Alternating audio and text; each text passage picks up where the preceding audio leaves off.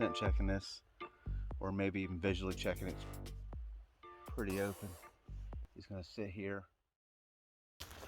All right, so making a little video here on this setup, or this spot. Found the spot in January in the snow. I follow a set of buck tracks. Yeah, we had quite a bit of snow here this year, a lot more than usual, and I was actually able to follow some buck tracks back to some bedding areas, some bedding locations. And this one here kind of caught my attention because buck tracks are coming and going off this little ridge here. There's two ridges here and a draw going down to some private, but private's probably about 150 yards out that way.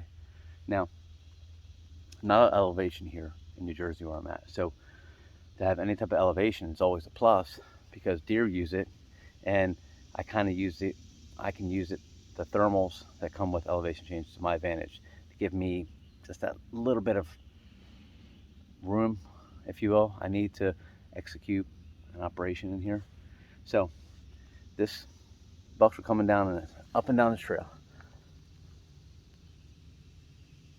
Licking branch, scrape.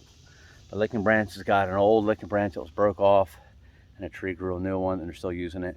And up a little bit further, there's another scrape. So it's a heavily used trail, scrapes on it. I'm going to be a good assumption that, well, this is probably a buck trail.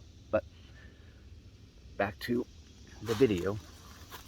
You know, see where I'm at. Really thick, and this scrape is on the pretty much the top of the ridge.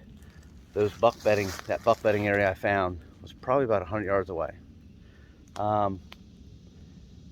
I would love to hunt this scrape here, but with the wind and up high, and the thermal pull going up this, draw and coming down, I think I'm kind of in trouble if I get up too high.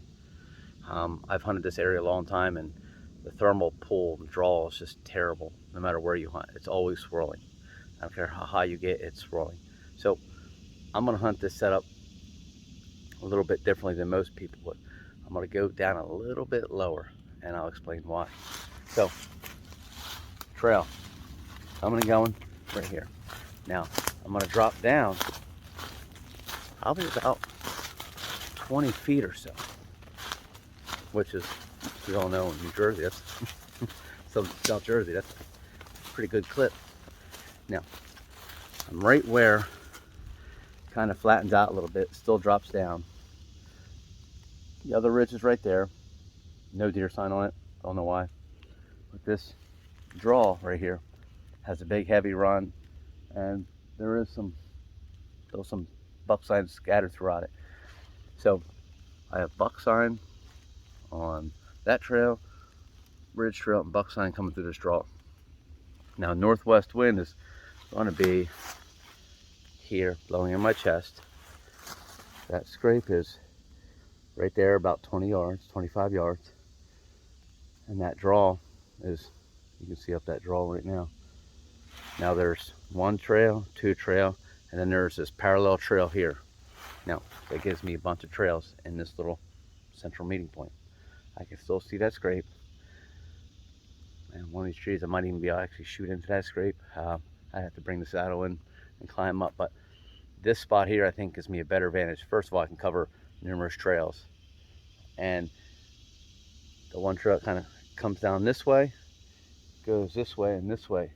If I'm over in here, this little area, I can kind of just come straight up into the spot. And like I said, this trail that I'm on now kind of loops around and goes this way. The trail goes this way. You got the one trail that kind of comes down the draw. So I'm not crossing many deer trails in this area. Might get one or two sits on it before the jig is up. So I'm going to start looking for trees in this particular area. I can still see that scrape. And I think sometimes sitting over a scrape isn't the best, especially in thick cover. You're going to leave too much scent. Every time you touch something, you're leaving scent.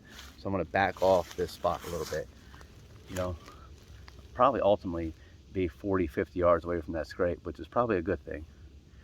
I'll be able to cover this trail, all the trails from this central point, and have good entry and exit. There's an old cart road, loops back up and around. I can use that cart rope for access, come straight up through here, if you will, and be in my tree. Change up how I hunt some of these spots and just how I hunt in general. Listening and learning from other people. You know, the internet's great, podcasts and videos are great, and guys that hunt off scrapes, hunt trails coming off scrapes and come off bedding, they have good success. You know, I love to be in it, but sometimes change is good. So I'm going to try and employ some of these tactics this year.